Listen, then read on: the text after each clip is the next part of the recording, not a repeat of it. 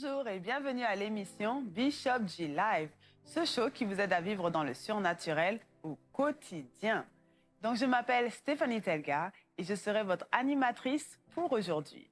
Donc, nous sommes dans notre étude sur les finances, sur comment être prospère, quelles lois nous devons appliquer, des lois bibliques et des lois financières.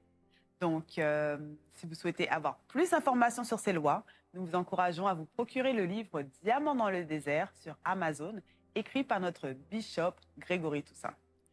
Je ne suis pas seule, j'ai avec moi Darlène André. Et Darlène, comment ça va aujourd'hui? Bonjour Steph, bonjour tout le monde. Tout va bien, tout va bien, tout va bien. J'apprends beaucoup, moi, dans cette série.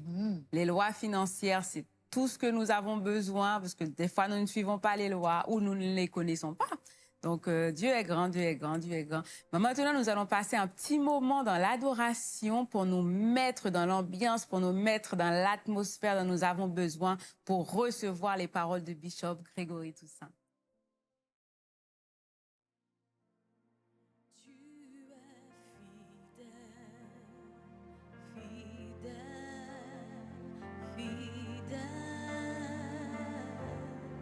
Tu es fidèle, fidèle à jamais.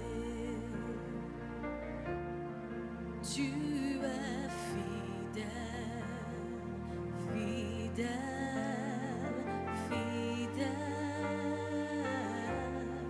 Tu es fidèle, fidèle à jamais.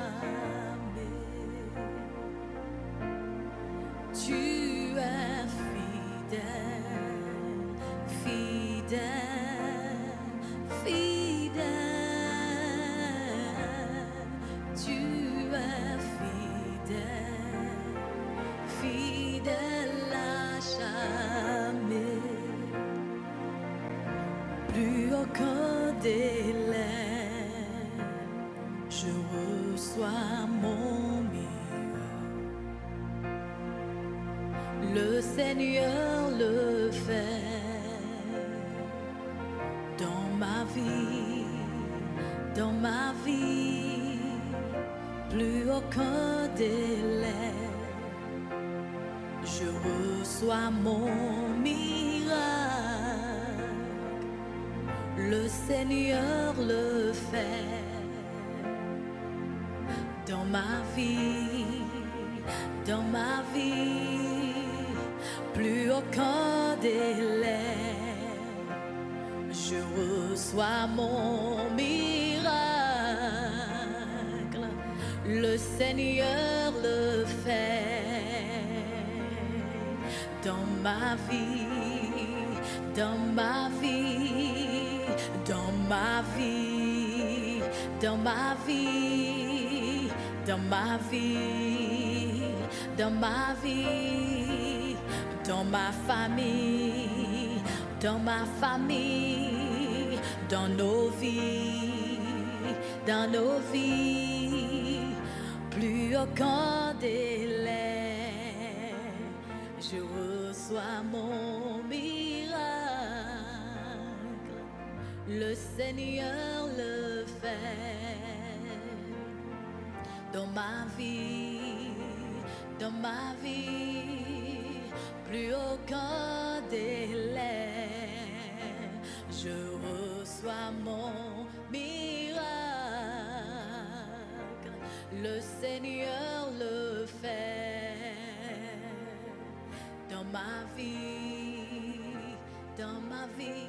Tu es fidèle, fidèle, fidèle. Tu es fidèle, fidèle à jamais. Tu es réel, réel, réel. Tu es réel, réel à jamais. Tu es fidèle, fidèle,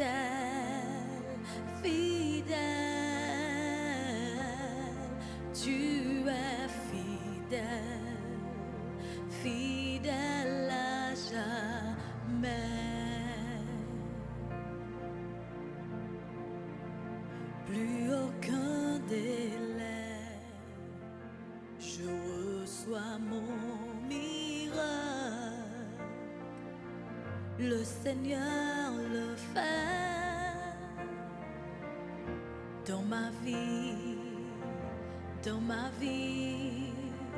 Plus aucun délai. Je reçois mon percé. Le Seigneur le fait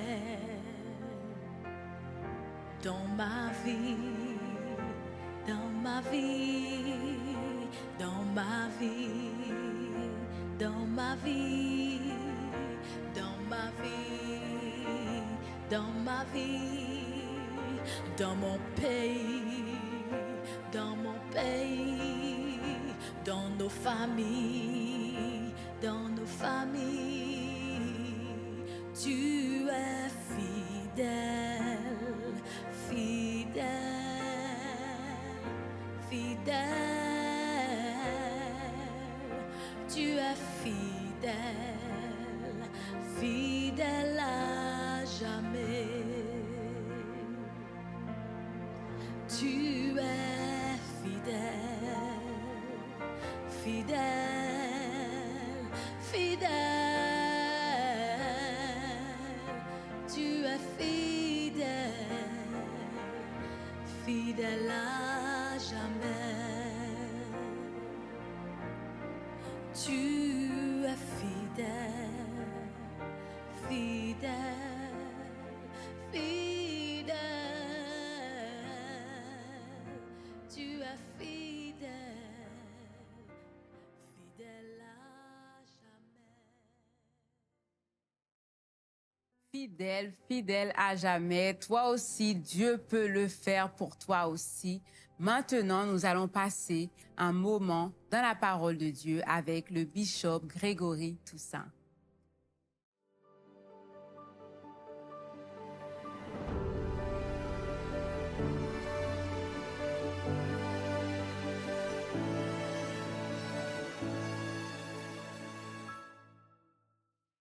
Il avait violé. Il avait violé la deuxième loi du finance, la loi, ce qu'on appelle la loi du retour sur l'investissement. Aux États-Unis, dans le monde des affaires, on parle beaucoup de ROI, Return on Investment. Il avait violé la loi du retour sur l'investissement. Donc vous allez remarquer là, dans ce texte, il lui a dit non seulement tu es paresseux, mais dans le verset 27, il a dit tu aurais pu mettre mon argent à la banque et je l'aurais reçu avec intérêt. Tu as violé la loi des intérêts, qui est une loi financière. La loi des intérêts. Cela veut dire dans le domaine des finances, il faut que ton argent travaille pour toi. Dans ton absence, à un certain moment de ta vie, tu travailles pour l'argent, mais il faut arriver à un moment dans ta vie où ton argent travaille pour toi. Le roi a dit, je suis parti, mais mon argent devrait travailler pour moi en mon absence. Et c'est ce qu'on appelle un intérêt. Est-ce que ça va? Hein? Quand je travaille, l'argent que je gagne s'appelle un salaire. Mais quand mon argent travaille pour moi, l'argent que mon argent gagne pour moi s'appelle un intérêt. Est-ce que ça va? Donc le roi a dit, en mon absence, mon argent devait travailler pour moi. Je ne suis pas là pour collecter un salaire. Je ne peux pas produire un salaire, etc. Mais mon argent devrait travailler pour moi. Mais cet homme a violé cette loi. La loi des intérêts, la loi du retour sur l'investissement. Il est appelé méchant. Il n'était pas voleur, il n'était pas menteur, il n'était pas criminel. Mais il avait violé la loi de la diligence. Il avait violé la loi des intérêts. Et également, la troisième loi qu'il avait violée, il avait violé la loi de la diversification. Donc vous allez remarquer, ici la Bible dit qu'il a pris le talent qu'il avait. La Bible parle de diversifier. Donc cela veut dire, puisqu'il apprend le talent, tout le talent qu'il avait, il l'a mis dans un seul lieu, cela veut dire qu'il n'y a pas de diversification. Non seulement il n'y a pas d'intérêt, mais il n'y a pas de diversification. Remarquez ce que la Bible dit en ce qui a trait aux investissements. Dans la Bible en français courant, Ecclésiaste chapitre 11, verset 2. Vous allez lire cela. Ecclésiaste chapitre 2. La Bible dit, en Ecclésiaste chapitre 2, la Bible dit bien plus. Investis dans plusieurs affaires. Investis dans plusieurs affaires. Car tu ne sais jamais quel malheur peut t'arriver sur la terre. Cela veut dire, quand tu prends le seul talent que tu es et tu l'as mis en terre, mais s'il y a un tremblement de terre, s'il y a quelque chose qui se passe, s'il y a un déluge, et tout ton argent, c'est là en un seul lieu, mais tu vas tout perdre. Il avait violé la loi de la diversification et Jésus l'a appelé un méchant. En d'autres termes, tu peux être un juste spirituel et être un pécheur financier. Maintenant, retournons et regardons le texte de départ et je termine avec Proverbe chapitre 21, verset 22. Proverbe chapitre 21, verset 22. Proverbe chapitre 13, verset 22. La Bible dit, l'homme de bien a pour héritier les enfants de ses enfants, mais les richesses des pécheurs. Maintenant, vous comprenez ce verset. Dans ce contexte parle de finances. Les pécheurs, ce sont ceux qui violent les lois spirituelles qui sont établies pour les finances. La Bible dit, les richesses des pécheurs sont réservées aux justes. Qu'est-ce qui était arrivé à cet homme qui était pécheur dans la parabole de Jésus? Il n'avait qu'un talent. La Bible dit, Jésus dit, enlève-lui le talent qu'il a et donne ce talent-là avec celui qui en avait. Parce que s'il est un pécheur financier, il n'est pas digne de richesse. Enlève-lui la richesse qu'il a et donne-la à quelqu'un qui en a même plus que lui. Cela veut dire, quand tu violes les lois de Dieu, quand tu respectes les lois de Dieu, tu attires la richesse. Quand tu violes les lois financières, tu chasses la richesse. Maintenant, je vous avais dit vendredi soir que nous sommes au seuil du plus grand transfert de richesse. La richesse va passer de la main des pécheurs aux mains des justes. Mais il ne faut pas comprendre seulement les pécheurs et les justes sur le plan spirituel. Il faut comprendre ce terme également sur le plan financier. Cela veut dire, pendant que nous sommes en train de vivre ce moment de transfert, ceux qui ont l'intelligence financière et ceux qui respectent les lois financières vont prospérer. Et ceux qui auront reçu des millions et même des milliards de leur père ou bien de leur arrière-grand-père, beaucoup de gens vont perdre leur argent et beaucoup d'autres vont en gagner. Mais je déclare au nom de Jésus que tu vas faire partie des justes financiers et non des pécheurs. Soyez bénis au nom de Jésus de Nazareth.